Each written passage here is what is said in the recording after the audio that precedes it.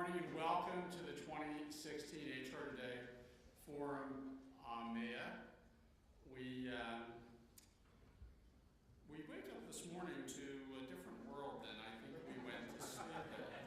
Okay? And frankly, you know, not to say that and I had opening remarks, they're out the window, okay? So we wake up in a different world.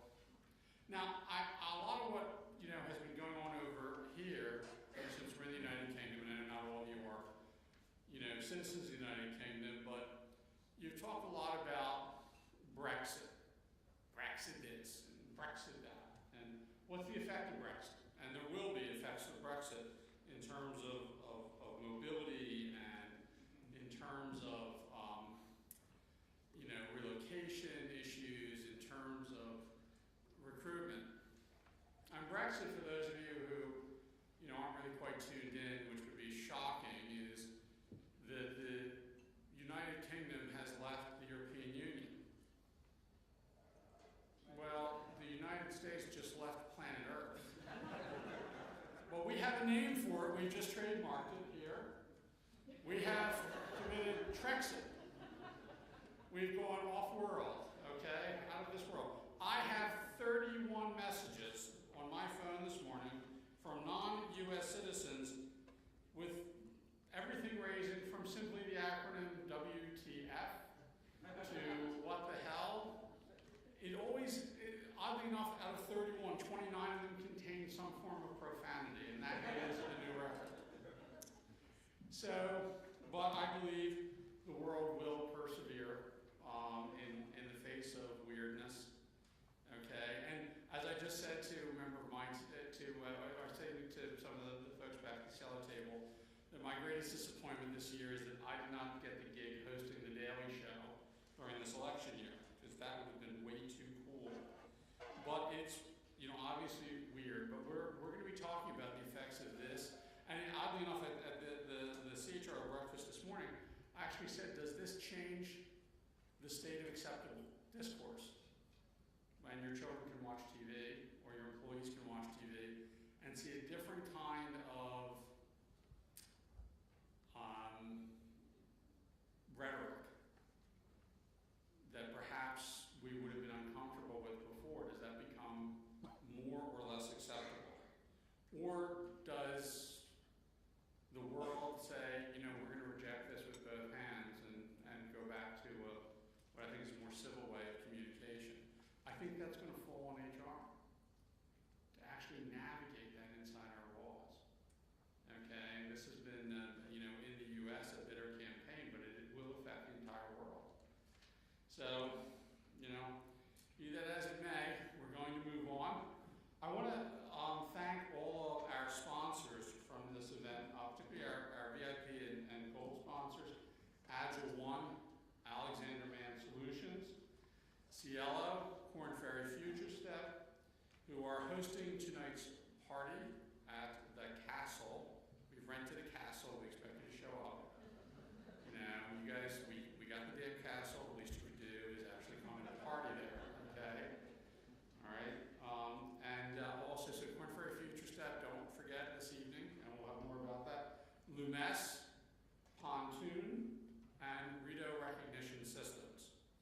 So I want to thank all of our other sponsors. We've got many, many other sponsors that have taken part in this event in one form or another.